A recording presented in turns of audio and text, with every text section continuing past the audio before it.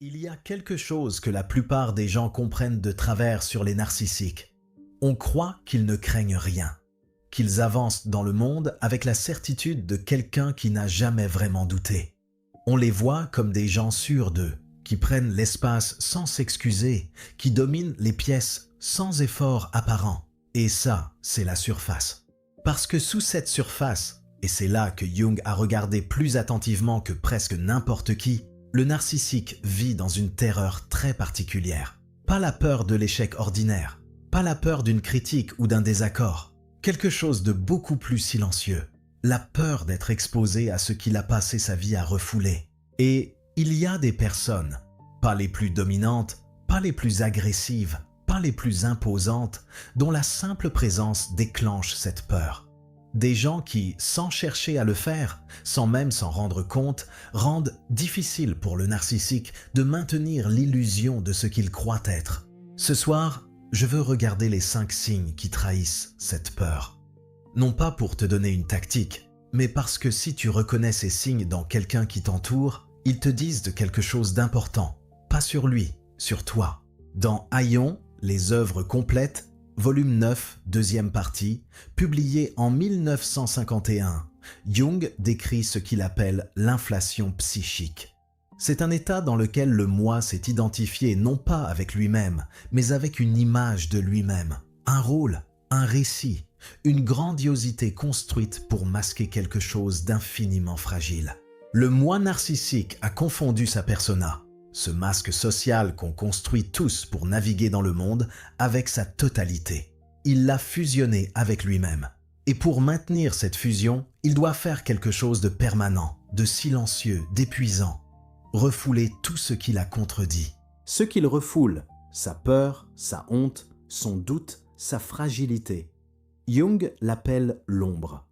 Et l'ombre ne disparaît pas. Elle se projette sur les autres.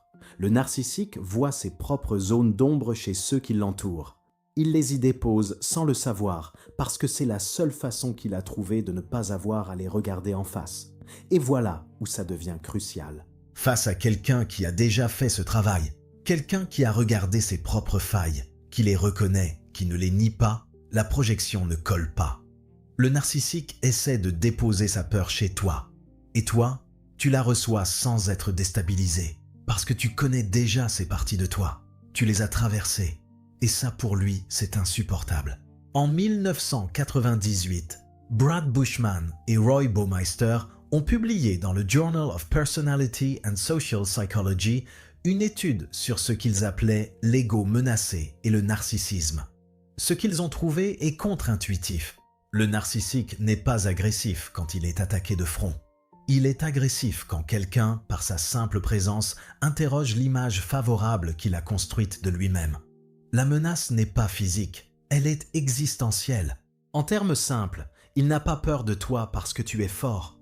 Il a peur de toi parce que tu existes d'une façon qu'il ne peut pas réduire. Voilà les 5 signes. Le premier, il commence à te dévaluer, souvent sans raison visible. Pas parce que tu as fait quelque chose de mal, pas après un conflit. Parfois sans qu'il se soit passé quoi que ce soit entre vous. Mais il ressent le besoin de diminuer ce que tu représentes, dans ses mots à toi et surtout dans les mots qu'il dit sur toi aux autres. C'est le premier mécanisme de défense. Avant même que la peur soit consciente, quelque chose en lui cherche à réduire ta valeur perçue. Si tu peux être rendu petit, tu deviens moins menaçant. La dévaluation précède toujours l'exposition. Le deuxième, il devient compétitif là où il n'y a rien à gagner. Il transforme des échanges ordinaires en concours.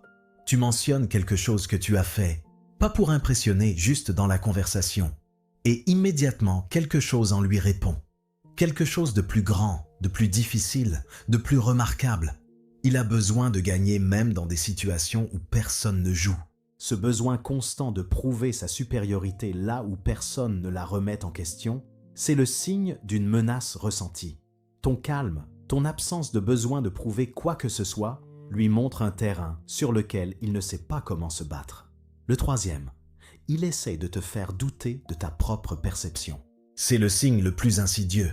Il remet en question ce que tu as vu, entendu, ressenti. Tu interprètes trop. Ce n'est pas ce qui s'est passé. Tu prends tout personnellement. Ce n'est pas un accident.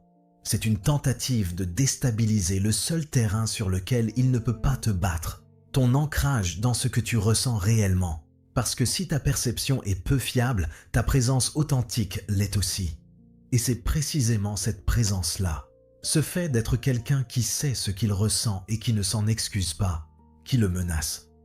Le quatrième, il parle de toi dans ton absence, en bien ou en mal. Il peut te valoriser excessivement auprès de certains et te critiquer auprès d'autres. L'incohérence n'est pas le point. Le point, c'est qu'il ne peut pas rester indifférent. L'indifférence est impossible face à quelqu'un qui le déstabilise. Il a besoin de te définir pour les autres, de placer le récit, de contrôler qui tu es dans leurs yeux, avant que tu ne te définisses toi-même. Parce que quelqu'un qui n'a pas besoin de son approbation pour exister échappe à son système entier. Et ce qu'il ne contrôle pas, il le commente. Le cinquième, il imite quelque chose qui vient de toi.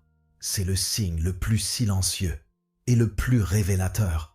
Une façon de parler que tu as, un intérêt que tu avais exprimé, une idée que tu as formulée, parfois présentée ensuite comme la sienne.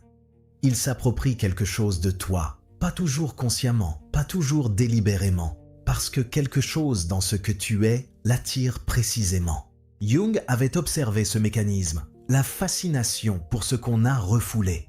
Ce qu'on rejette avec le plus de véhémence chez l'autre est souvent ce qu'on désire le plus ardemment pour soi-même. Et ce qu'on imite discrètement, c'est ce qu'on n'a pas encore trouvé comment être.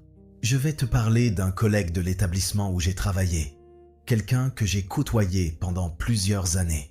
Il avait ce charme immédiat que certains narcissiques maîtrisent parfaitement, une facilité de parole, une façon d'entrer dans une pièce et de la remplir sans effort apparent. Au début, je pensais qu'on s'entendait bien, ou plutôt, je ne regardais pas encore ce qui se passait vraiment. Ce que j'ai remarqué progressivement, c'est que quelque chose changeait dans ses comportements précisément dans les moments où je n'étais pas ce qu'il attendait de moi. Quand je maintenais une position sans l'argumenter pendant 20 minutes, quand je n'étais pas impressionné, quand je disais non à quelque chose sans m'en justifier longuement. Les signes sont arrivés un à un. Des commentaires sur mon travail dans les couloirs, pas à moi, à d'autres. Des moments de compétition dans des réunions où personne ne cherchait à gagner quoi que ce soit. Et puis un jour, j'ai entendu qu'il répétait quelque chose que j'avais dit en privé, une réflexion personnelle. Quelque chose que j'avais partagé dans un moment de confiance, comme si c'était sa propre pensée. Je ne me suis pas senti trahi, je me suis senti interloqué. Et quelque chose s'est mis en place pour moi dans cet instant. Ce n'était pas moi le problème dans cette relation. C'était ma présence, mon calme, mon absence de besoin de son approbation, qui créait quelque chose d'inconfortable en lui. Quelque chose qu'il cherchait à résoudre en m'effaçant un peu, en me réduisant à quelque chose qu'il pouvait gérer. La peur n'avait jamais son nom écrit dessus. Craig Malkin, dans Rethinking Narcissism, publié en 2015, décrit le narcissisme comme un trouble profond, non pas du sentiment de supériorité, mais du sentiment d'être assez bien sans le regard des autres. Le narcissique a besoin du miroir que les autres lui offrent pour exister tel qu'il a besoin d'exister. Et quelqu'un qui ne lui tend pas ce miroir, non par hostilité, simplement par honnêteté, par indépendance, représente quelque chose d'intolérable pour cette structure-là. Voilà ce que Jung avait compris sur le narcissisme. Le narcissique ne craint pas ta force, il craint ton intégrité. La force, il sait quoi en faire. Il peut la mesurer, s'y comparer, essayer de la dépasser. C'est un terrain qu'il reconnaît.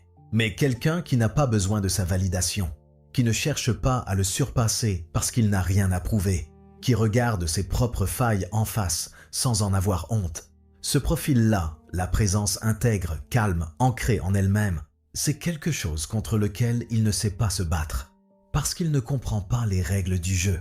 Ces 5 signes ne sont pas les preuves de ton pouvoir sur lui. Ils sont les preuves de quelque chose en toi qui résiste à être réduit. Quelque chose qui était là avant qu'il arrive et qui sera là après. Tu n'as rien à faire avec ça. Laisse ça reposer.